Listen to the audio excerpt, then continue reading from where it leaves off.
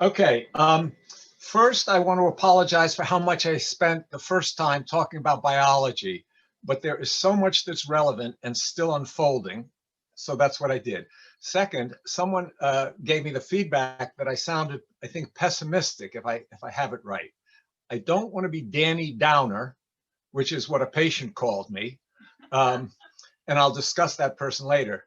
But given the vast unknowns about both biology and behavior, I do want to encourage caution, especially given our ages, because remember, we are a vulnerable crew. That's especially true of the vaccines, which I think are wonderful, miraculous. It's incredible how quickly they are coming online, but we still have to be careful. For example, and not assume once we have 3 weeks after we have our second vaccine in our arms that we are super people in terms of our immunity. So AstraZeneca had 2 groups of 15,000 people. 11 folks in the vaccine group got COVID, and 185 in the placebo group got COVID. So that looks very good, assuming that both groups were similar in their mask wearing and stuff like that. But then AstraZeneca said, well, of the 11 folks, none got serious disease, which means it's 100% protective against serious disease. And my mathematician wife rolled her eyes because clearly the fact that 11 people didn't get serious disease doesn't mean that if 1,000 people get it, nobody get it. So we just have to be careful going forward. Now, so if you think I'm unduly pessimistic, bring it up in the Q&A. But if you want a realistically optimistic article, on November 28th in the day, there was an article by Froma Harrow, who writes for the Philadelphia Inquirer, and the article was "The Good News Keeps Coming If You Look." And 3 weeks from today, when I'm talking about coping, I'll be talking lots about the good news. Okay, so last time I ended with a hopefully tantalizing question about what are, for me as a physician and psychiatrist, the 2 biggest shockers psychologically of what we've been seeing since COVID began.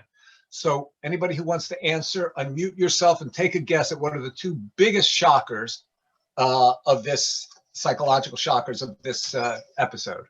Some people still think it's a hoax. Exactly, bingo. That's the first one. So let me just speak to that. That's what I call the denial of the reality of the virus, that people still think it's a hoax. So I was just listening on the radio today, and a woman was asked about her getting the vaccine, and she said, I'm not so sure about that. She said, it's a flu, it's not Ebola, when she was asked about the vaccine. So she is both right and wrong. She's right that it's not Ebola, but that's a mega high bar. The Ebola fatality rate, I think, is like 30%, 40. I mean, staggering. But she's wrong in that it is not the flu. The only similarity it has with the flu is that both are respiratory viruses and both sort of enter the body through the lungs. After that, they're vastly different. And that's to what Myrna said. That's an example of what I call this staggering denial. Earlier, I may have mentioned last time, the man on TV who said there's no virus, it's all a hoax. And that's really a very strange notion. Let's see. Now, I bet that person who said that woman who said that, I bet she knows very little about epidemiology, which is simply the pattern of diseases and populations. So that the average flu deaths are between 25 and 65,000 a year, okay? Today, we're just about at 273,000 in 10 months. And we're approaching, we passed 2,000 deaths today, and potentially public health officials are saying if we're not more careful, if Americans in general aren't more careful, that we could get to the unbelievable figure of 4,000 a day. I just remind you, 4,000 a day is like 10 airplane crashes every day, right? Which is hard to wrap our minds around. Now, a big a huge psychological factor is worry of varying kinds. But let me just differentiate the two kinds of worries. So if you fear that you can't put bread on the table, okay, which tens of millions of Americans are worried about. In every city where they had food lines, there were oodles of folks lined up.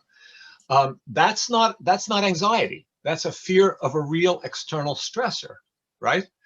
If I'm scared of going to my mailbox because I think I'll get Lyme disease or get eaten by a bear, that's an irrational worry, and that's anxiety. So not all of the worry that people are experiencing, especially maybe older folks, is irrational anxiety. And I'm sorry for jumping around, but after last week, after 2 weeks ago, I added more stuff. Okay, so what's happening psychologically? Is the increase in anxiety, depression, post-traumatic stress disorder for people who've lost a loved one, for people who've gotten out of the intensive care, and there's something called the post-intensive care syndrome. Apparently people get very frightened there, and people's reactions to having enduring symptoms, what I referred to last time as the long haulers. So PTSD is an issue, anxiety, depression. Now, it's been found that people with pre-existing psychiatry disorders are having more symptoms. That's not surprising. Also, just past week, there was a puzzling finding, which I don't understand, that people with pre-existing psychiatric disorders have increased mortality from this critter. That could be because the virus does that people who have depression or anxiety have a problem with their immune system, and the virus takes special advantage of that.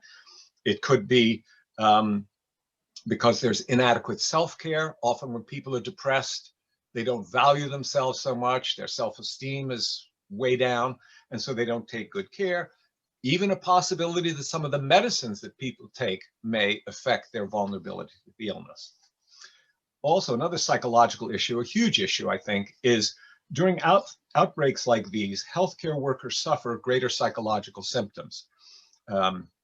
And this is probably greater than it's been, given what they're dealing with, that they never have seen before, and almost certainly never imagined seeing the horrors they witness, which explains the tears they shed in interviews. If you've been looking at MSNBC or CNN, you commonly see men and women getting choked up, quietly crying as they talk about what they've seen in the emergency room and in intensive care units. Now, let me see. Hang on a quick sec here. Let me see. Oh, so one question is, are there sort of new folks suffering with anxiety and depression? Are there new cases of it? Or is it an intensification of folks who are already vulnerable to anxiety and depression? And the answer is probably both. I'm sure there's some folks who never thought of worrying about something like this, being frightened to go out or stuff like that. And there are others who have, and I think every therapist is having that. I've spoken with some of my colleagues. I found it. People who were doing well, who maybe were coming once every 3 months to get they'd finished their psychotherapy. They were coming once every 3 months to get their meds. And now a number of those folks are back in weekly psychotherapy. And interestingly, most of them are significantly older folks who are doing that. So people in remission who are returning. People who never were diagnosed are also coming in. Now, I'm going to talk at some length about a strange concept, but I think it's something important to at least consider. Okay, hang on a quick sec here.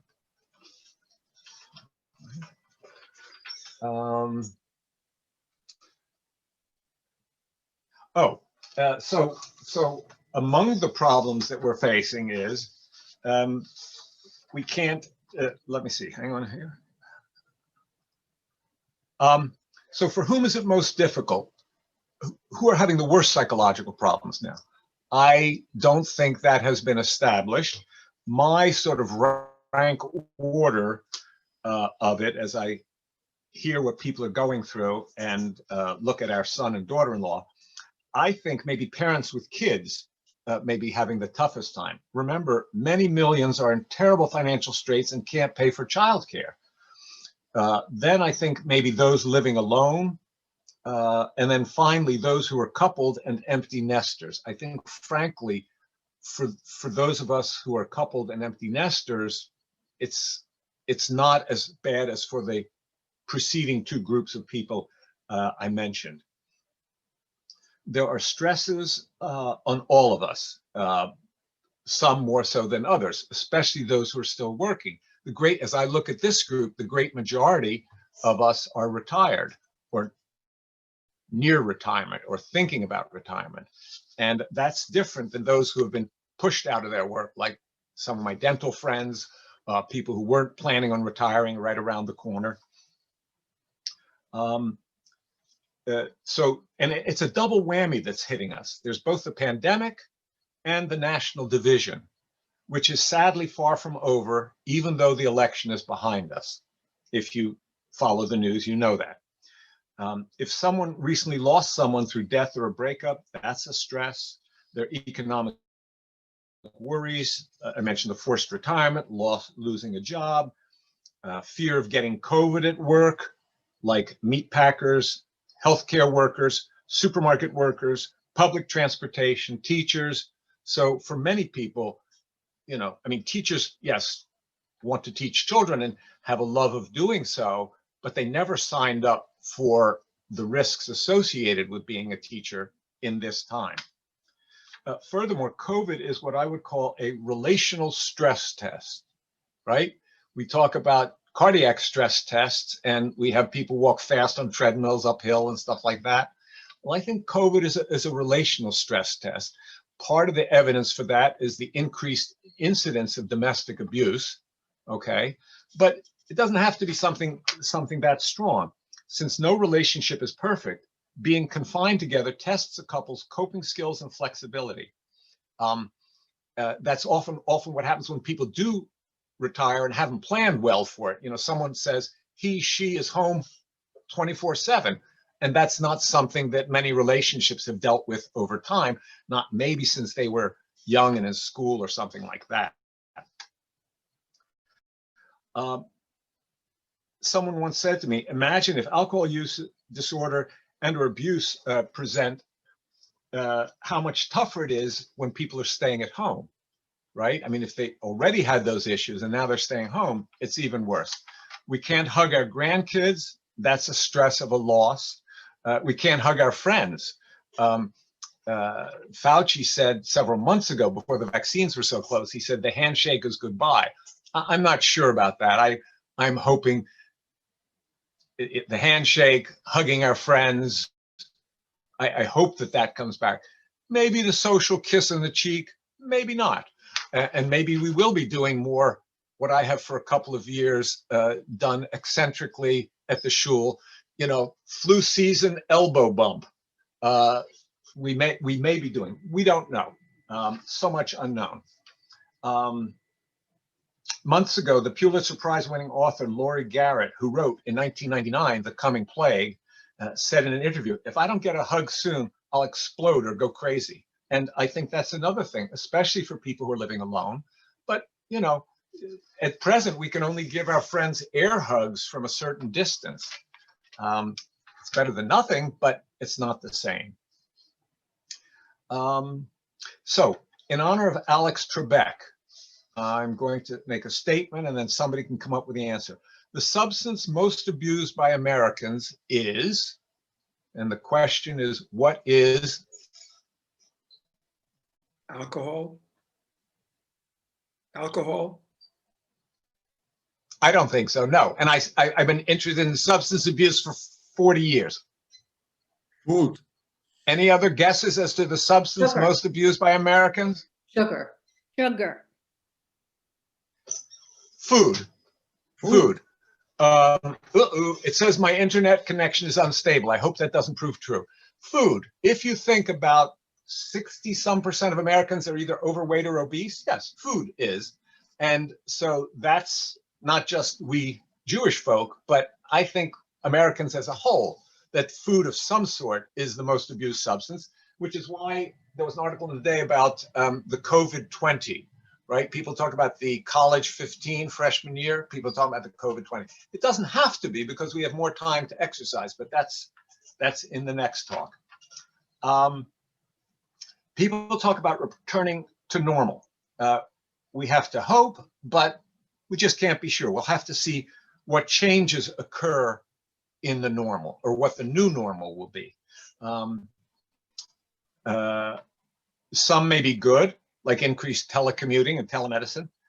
But if vaccines are insufficiently protective, we'll have to be very careful. Now, boredom, I've heard people say, is another sort of psychological response. That's a little hard for me personally to understand because I have too many interests, and which means I'm not very good at cleaning up my paper piles. But people have said boredom is an issue. Again, as I say, that's difficult for me to understand because I have 150 unread books in my Kindle and twice as many in my library. And as the Edelsteins have said, long ago said, so many books, so little time. So, but it is a real issue for many, and we'll discuss that in 3 weeks on December 23rd. Other issues psychologically are the travel and vacation shutdown. You know, we're learning to staycation, but staycationing isn't as much fun in the cold and dark winter if we can't go away. But I think it's what's called for, and I sure don't plan on getting in any public transportation anytime soon, and I'm hoping that you folks also are not. Now, let me mention some of the social and societal things. And by the way, so let me mention, so now let me get to this sort of controversial thing that I'm going to mention. And this is a psychological issue. How many of you have heard of the phrase suicide by cop? One, two, right? A bunch of you, right? And what it means is somebody doesn't want to continue living and they arrange by provoking police to shoot them. So I'm guessing none of you have heard the phrase suicide by COVID. Anybody? Yeah, I wouldn't guess so since I haven't heard it either, and I'm the one who came up with the phrase. And it may sound outlandish, but bear with me and think about, as I say, the fact you have heard of suicide by COVID. By cop. Thank you. Just talking with patients and others, I think it occurs, and it's much more hidden than suicide by cop. I hear from patients and others of people who certainly know better taking mind-boggling risks. One person I challenged about the risks they were taking. Hang on a quick sec here. Dan, when you turn away from your microphone. Acknowledged. Dan, when you turn. Oh, I'm sorry. Yeah, when you turn away from your microphone, we can't hear you. Okay, so just thank you, Bruce. And is this better? That's good. It better be better. Okay. One person that I asked about this is a friend, said that given the depression and a breakup, they were not doing all they could to stay alive. So why am I arguing for partly conscious or totally unconscious suicidal thinking and action? First, because that's how our brains work most efficiently. If every thought that was going through our mind were conscious at the same time, it would be a crazy-making jumble, right? Second, no one's life is perfect. Some lives are terrible, some are wonderful, and the rest of us are somewhere in between. Therefore, life is an ambivalent process. Okay, ambivalent means holding two opposite feelings about the same thing. If something like COVID and its stresses tilts the balance, a person might not see life as so worth hanging on to.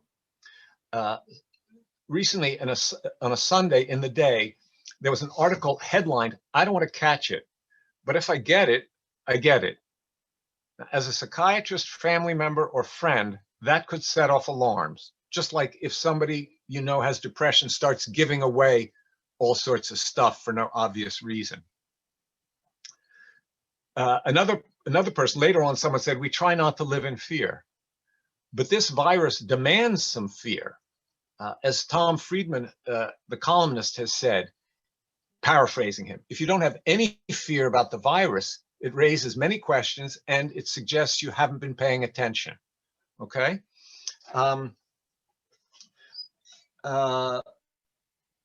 Now, the article also talks about non-mask wearing in several Midwestern states, and they've been very hard hit. For whom, now let me give you some clinical examples.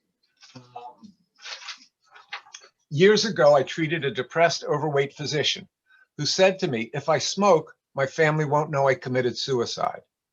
I think I helped him see the falseness in that thinking, as to my knowledge, he's still alive.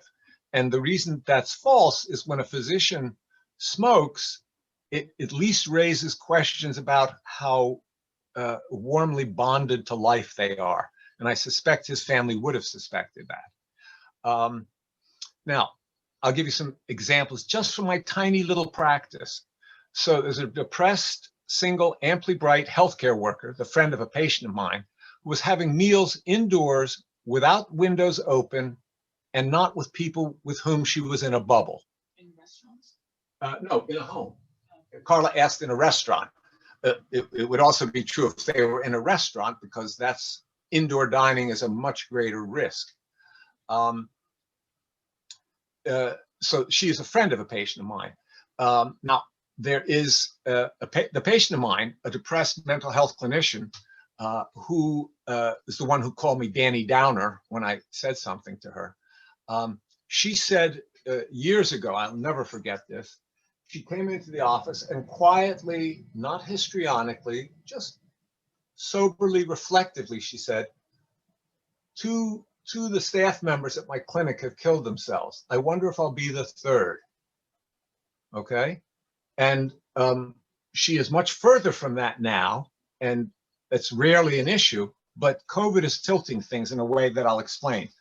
She called me Danny Downer because I explored why she wasn't putting her kids in a hotel, given that one was a nurse in a Boston hospital, right? And healthcare workers in hospitals are much more at risk.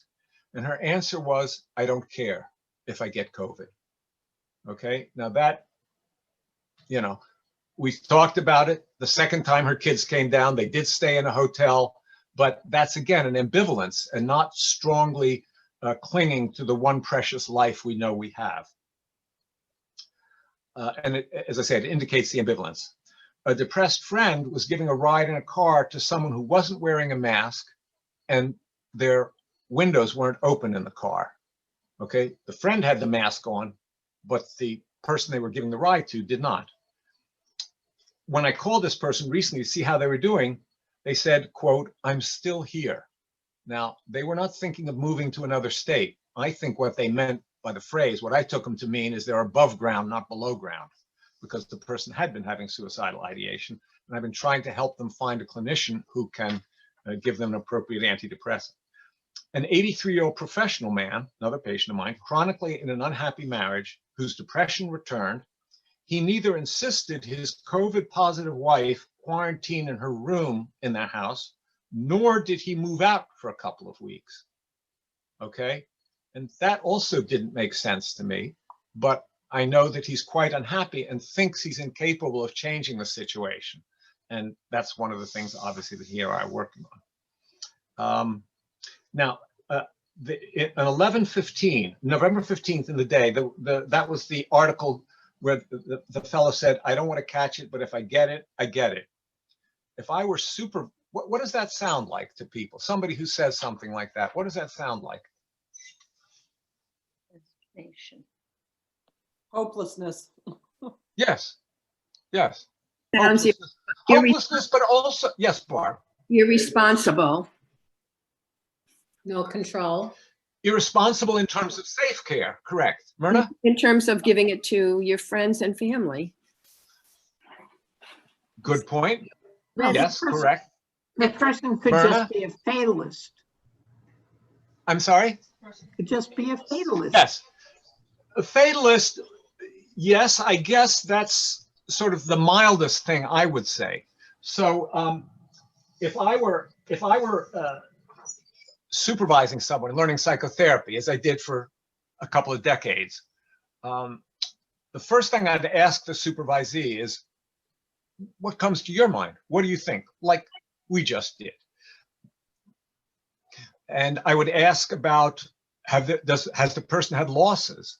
Is his business, the guy in the day, he had a auto mechanic business, but we would guess, given the decreased driving, that his business is way down.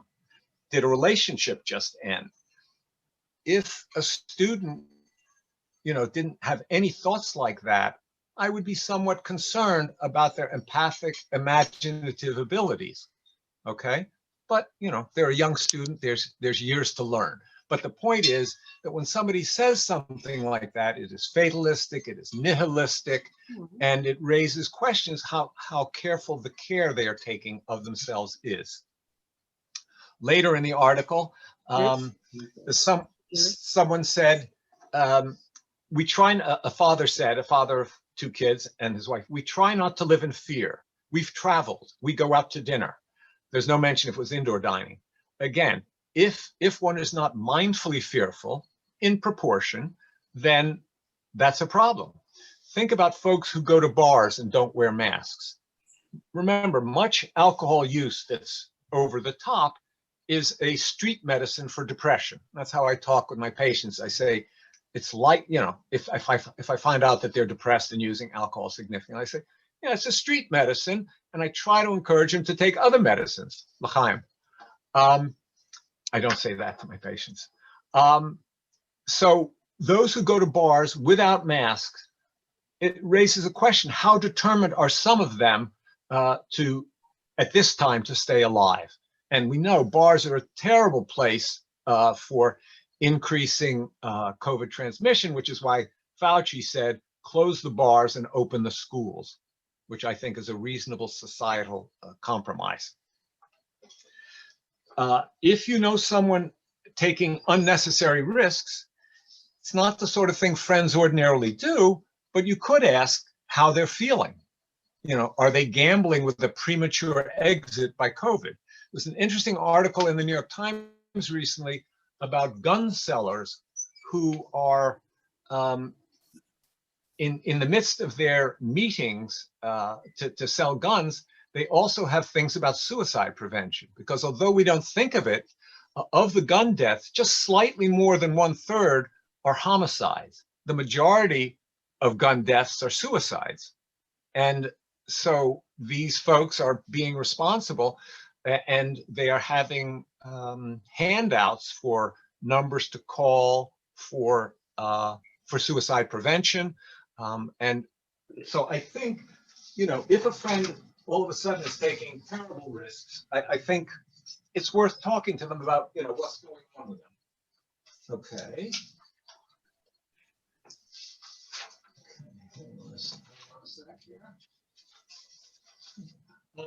I think, let me just talk a little more about the sociologic things, if I can find my sheet.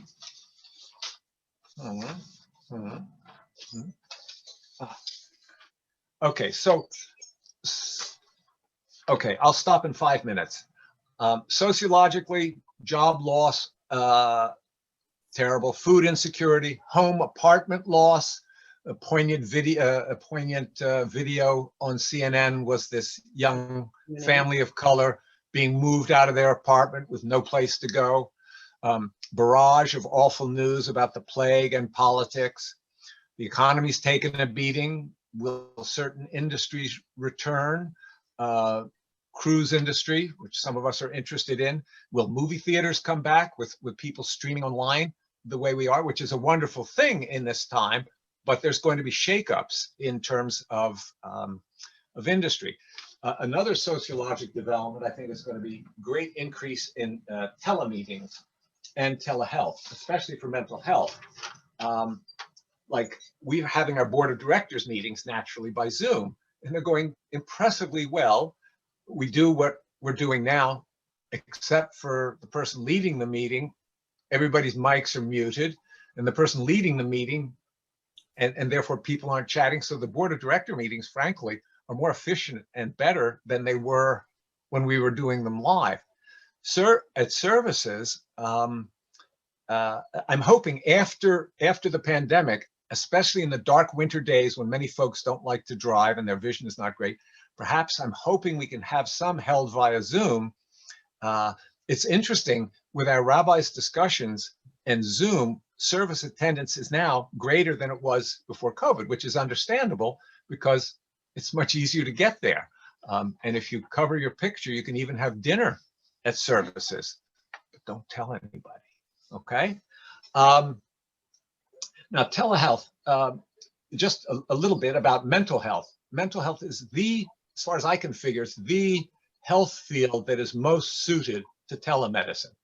I have some people who prefer it. So I'm treating a couple. They feel more comfortable sitting in their home and talking with me on Zoom. I have two older patients, 165 and 178, who come down from Hartford. One has already told me that when COVID ends, they want to continue therapy that way, and which I think is completely understandable, so that they're not having to spend an hour and a quarter to get down, an hour and a quarter to get back, spend gas, put CO2 into the air. Some people even prefer phone only. So those of you who've seen the cartoons about psychoanalysis with a patient lying on the couch and the therapist behind them, that's what the phone session is like. And the advantage of that, as one who spent a couple years of my second therapy on the couch, not psychoanalysis, it was only once or twice a week, but without the visual distraction of the therapist and their inevitable facial gestures, it's easier to tune into oneself and think about one's own thoughts and feelings and daydreams and night dreams. So some people, I have a couple of patients who said they want to continue with phone sessions after the pandemic ends. I think, okay, 7:03, and there may be questions, comments, critiques. So I'm going to stop now and just anybody who wants to speak or question or whatever, unmute. And I have a point to make, especially in the elderly. You mentioned cop suicide, as far as people doing that. When it comes to COVID, though, it isn't so much that you're going to die and commit suicide with COVID, but you're going to have a horrible death. So to me, it's a lot different. With cop suicide, it's kind of instant, you would think, instantaneous. Right. So I really look at some of the elderly people who are not taking this seriously, knowing that, looking at how horribly people die and wondering, okay, you're not afraid of dying, but what a way to die, So what are your thoughts on that, I guess? That's a very good point, Sandy. And I think part of it has, and even though it's grim what we see on TV, I think maybe part of the benefit is that maybe some of those old folks will realize the truth of what you just said, that that it is a terrible way to die. It's not like pre-COVID, if one has a terminal illness and you're in hospice care and your family can be around you and with you at the time of death. What breaks up many of the healthcare professionals is they're holding people's hands. They're dying alone. They're dying sometimes with a ventilator in. And I think that's a very good point. And I think that's something with some of my older patients that I worry about, that I should talk to them about it. That's a good point, Sandy. Thank you. Ira. Suicide by COVID is not only a bad way to die, it's a bad way to live, because only about 2% of people who get COVID die. Excellent point, Ira. Good statistical point. And that gets to what I said last time. We don't know, but that it's looking like 15 to 25% of people have these long haul symptoms. There was just something on 60 Minutes, I think, this past Sunday, where this young, strong-looking African-American marathoner, right, post-COVID, she's having trouble walking because she gets so short of breath. And that's a very important point. Sort of follows up with Sandy's, that A, the death could be terrible, as a terrible way to go. B, you well may not die. You may live in more excruciating pain and circumstances. And I didn't go into all the neuropsychiatric consequences of COVID, but there are many and they're significant, and the percentage is disturbingly high. So that's another good point, that if somebody, they may think that that's what's going to happen. That's an excellent point, Ira. Thank you. There's another point I'd like to. And then I'll get you, Dana. Yes. Oh, sorry. No, go. I think I read, and I don't know if it's true, it's either the Pfizer or Moderna or both. They only followed people for 30 days. And I think Dr. Fauci said they'd like to follow people for at least 40 days because 90 to 95% the side effects show up within 40 days. So I'm just wondering whether they should follow people for a much longer time as we look at all the statistics. That would be my thought, that would make sense, because again, there's so much we don't know. And so that doesn't tell me how things really shake out. A 30-day follow-up to me, and again, I only pass statistics with the kindness of teachers. Okay, so I'm not the greatest, I'm far from a good statistician, but yeah, I read that too. I didn't bring that up because I was afraid I really would be Danny Downer, but it raises a lot of questions in my mind. Yeah, as to whether it wouldn't be better to follow much longer. And interestingly, now that you mention it, Ira, a number of the physicians, so this guy, Dr. Hazeltine, a retired physician from Harvard, when some physicians are asked when they'll get the vaccine, some very bright, serious people, they say when, they don't say immediately upon approval. They say when we're quite clear about the safety and efficacy. And I think the efficacy is a much greater question than the safety, I think. But my only answer is I don't know. Dana, did you want to say something? No, I didn't have a question. Oh, you did not?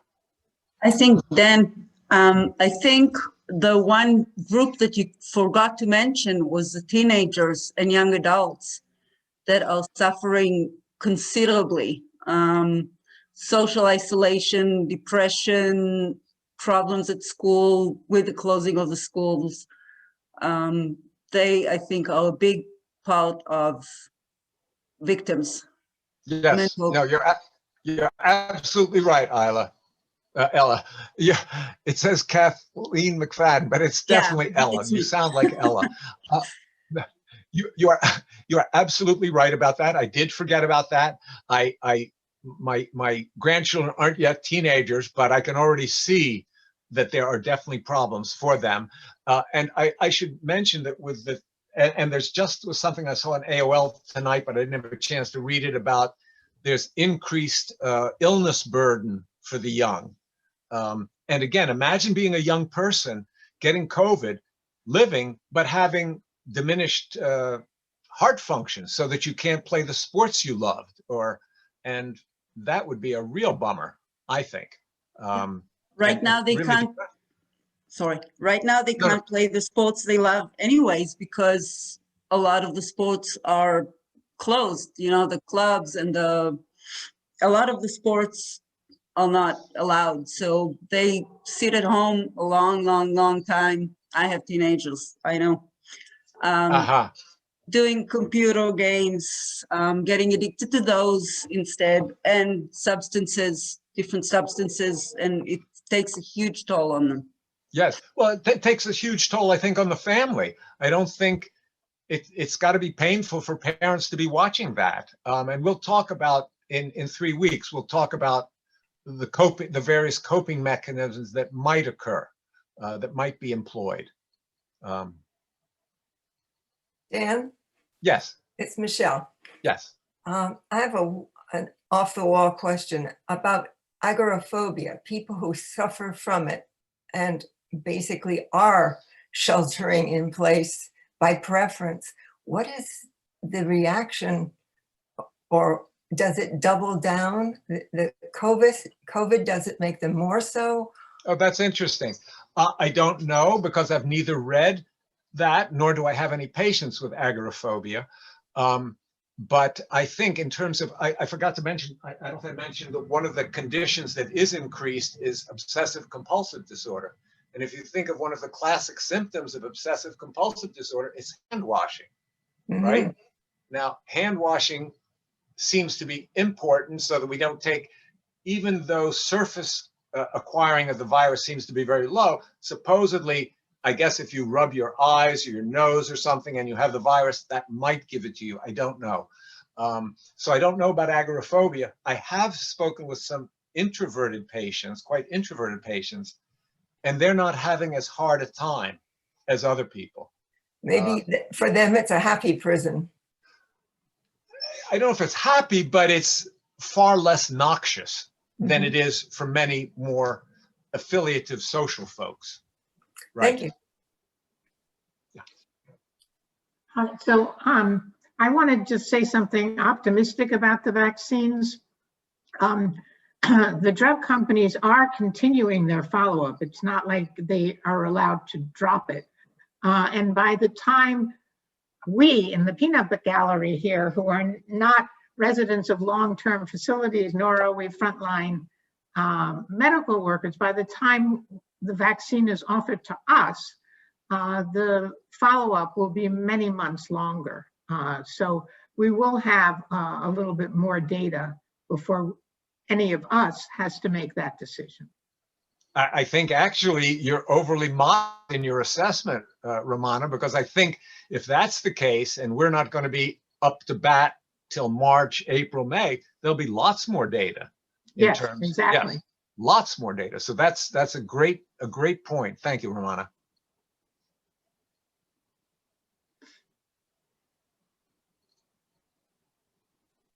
Okay. Okay. One other point, if I could add, Dan, it's Ivan. Yes. The vaccine itself, and I usually use Matthew as a sounding board on, when should I take it? Why should I take it? There are two things involved there. Everybody has to remember that 40% of this nation is not going to take it. I don't know what's going to happen to them. And the other thing is, nobody knows if taking the double shots of this will last a year or will last for longer periods. And it is possible, certainly, that they'll have to test people who have taken it this year. And if they get it the next year, realize, or, through whatever science they use, whether they have to take it on a yearly basis. I think I mentioned last time, I don't know if somebody remembers, but so I talked about the range of vaccine responses where polio vaccine seems to last a year. Is that right, Romana? The polio vaccine? Polio lasts a long time. Okay. Okay. Polio vaccine lasts a long time. Right. I think, I don't, have we gotten as adults polio vaccinated? You should have. No. Oh, really? No. Okay. Except that there's so little polio around. Okay. But a few years ago, there was an outbreak, Yeah. but there hasn't been anything recently. Okay.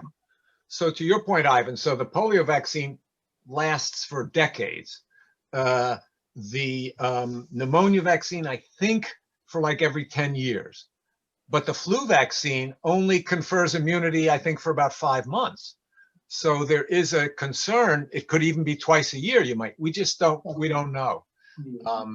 And that's some of the things we'll have to check. The British are doing that. I think I may have mentioned last time, or I was talking with somebody about the British are doing this very unusual thing of doing some challenge trials. So they're not looking at two groups of 15,000 people and seeing what happens to them. They're giving people the vaccine and then exposing them to COVID. So that will be kind of informative, because you're right. We just don't know if we'll have to get a shot every year, which is conceivable. And yeah, but Dan, I'm comforted by Romana's point about the fact that's right, that we'll have a lot more data come the spring because of continued trials. Yes, Trace. So what I was reading is even after you get the second vaccine, that you have to get both of them, Right. you still are not necessarily covered. You have to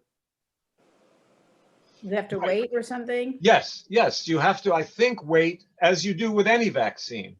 Okay. If you get a travel vaccine, if you're going someday again overseas and you get a travel vaccine, you have to get it several weeks usually before you're departing. I think what I've heard here for some of them is you're not covered till 3 weeks after the second. But have other people heard about when you're quote immune? Yeah, I think I heard something similar, 3 weeks to a month, Dan, After the second, after the second shot. Okay. Okay. But Yes, just Karen. remember that data about 3 weeks to a month comes from looking at the cell responses, not from natural exposure, because you have this huge number of people and they're walking around and we have no idea whether they've been exposed or not. Right? We're just using statistics at the moment and comparing vaccinated to unvaccinated, but we don't know what level of exposure they've had. So when the pharmaceutical industry says we expect that you will be protected 3 weeks after the vaccine, that's because they are looking at the antibody and white cell response, cellular response to the vaccine. But they don't have that as clinical data. It's impossible to have clinical data on that yet. Would it not be possible with challenge tests like the British Yes, are doing? from the British, we will have that information. Right, right. Karen, did you? Yes. Karen, unmute, hit you.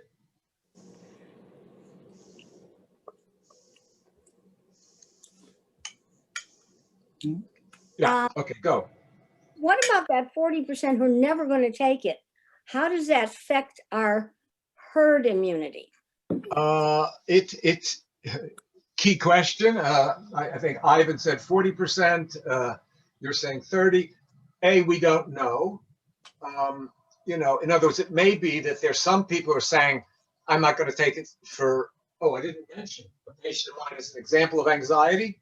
A patient of mine who has been chronically anxious and depressed, suboptimal in self-care. She said she's not taking the vaccine for 4 years. Now, yes, that was my reaction.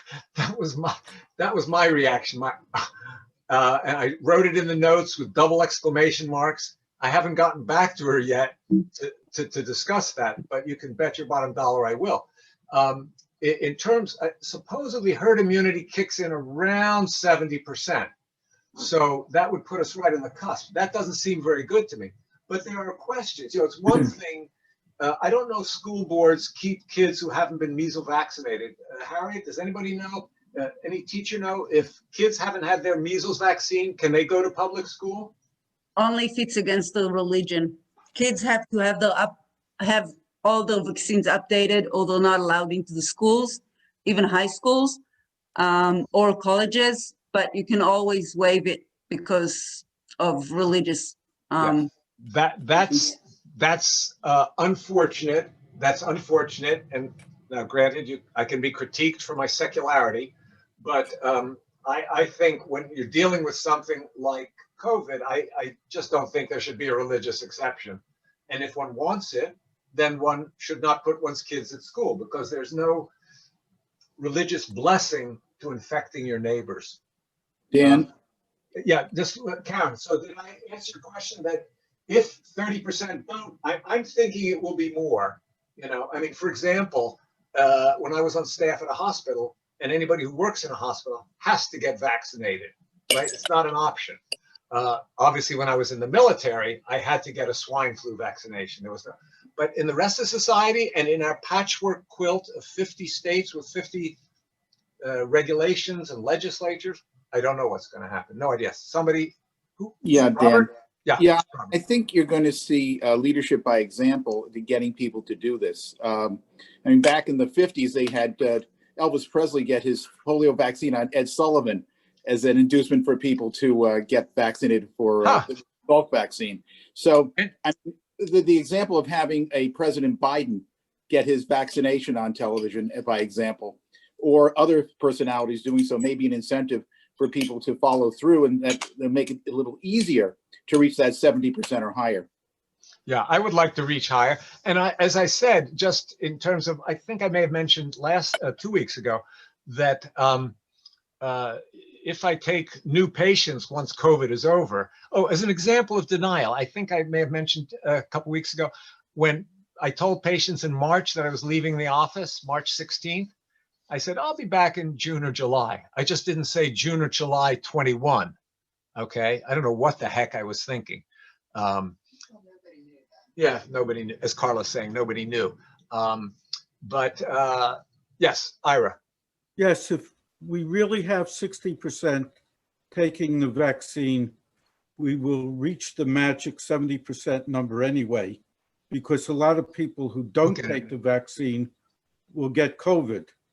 So we will reach herd immunity anyway. Good point. Hopefully, it sounds like a good point. And hopefully you're right. Yeah, but that does sound like a good point. I mean, look at all the people who are testing positive now.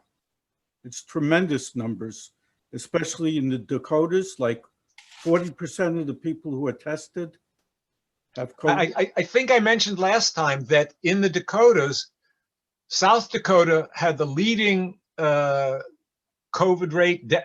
death rate in the world. I don't know if it was case rate or death rate, but South Dakota was leading the world, and North Dakota was in third place. Yeah, yeah. That's because of. Okay, let me just see here. I don't know how. This is strange. Okay.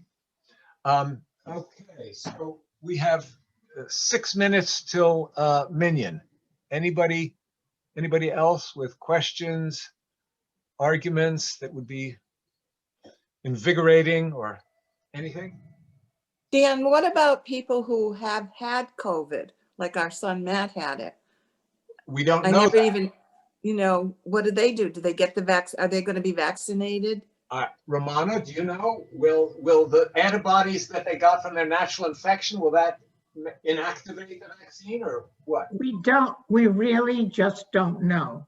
But I think on a mass scale, for example, in nursing homes, I think that the plan is just to vaccinate everybody, whether they've had it or they haven't had it, because you just don't want to take a chance in that environment. But in a casual environment, I don't know. I mean, if you have to go someplace to get a vaccine, as opposed to they're coming to the military or they're coming to your factory or whatever, and they're just going to immunize everybody. If you've had it, should you go get the vaccine? We just don't have that data. And for the first two vaccines, the Moderna and the Pfizer, remember, has to be stored somewhere between -103 and -94 degrees. And the Moderna vaccine has to be stored around -25. So there will be a lot of folks going to specialized places that have such a cold freezer. Misha. A little off from the thing. Melatonin.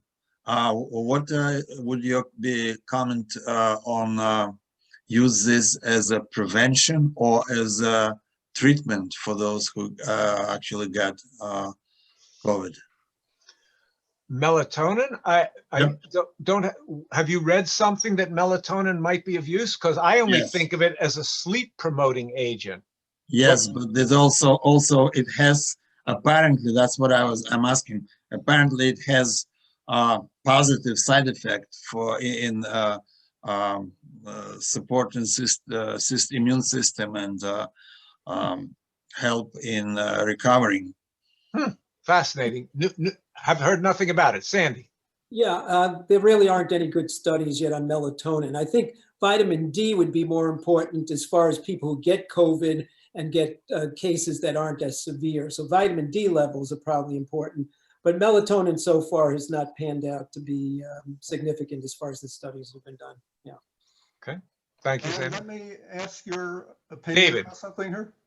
I'm sorry, a little louder, David. Yeah, I would like to ask your opinion as to the psychology behind why so many of our elected leaders, including representatives, senators, and governors, particularly those with an R after their name, are so willing to ignore CDC and other medical and scientific guidance that so clearly recommends mask wearing and social distancing, thereby risking the lives of the people they were elected to protect. Okay, so I'm gonna, as you know, David, from discussions, I have oodles of thoughts about political stuff and its intersection with public health. I'm going to try to be cautious here. So just did everybody hear what David asked? Because, David was wondering, how come? I think it's two things. I think one of the things that leads people to blindly follow sort of a, how do I say this delicately? A demagogue. I didn't say it. Cold. We'll say it. Okay.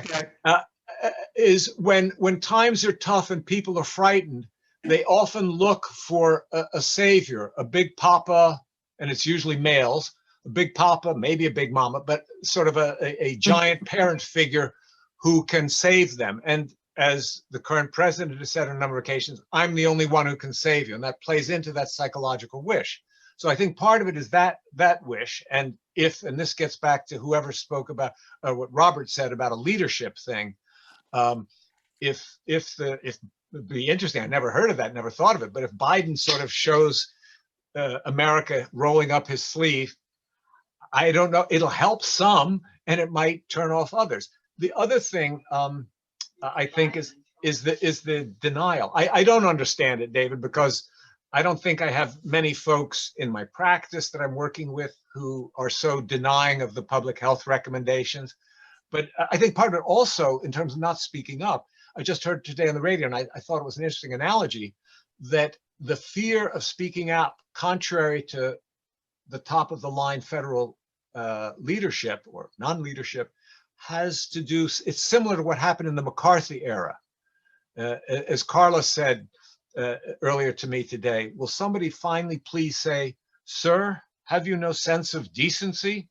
So a lot of people are scared, but they're putting their job ahead, as you point out, David, of their public duty. And I think, as you say also, they're paying a terrible price in terms of the illness of their citizenry. But it really is curious. This is a time for all my learning that I am often scratching my bald spot, trying to figure out what the heck is going on.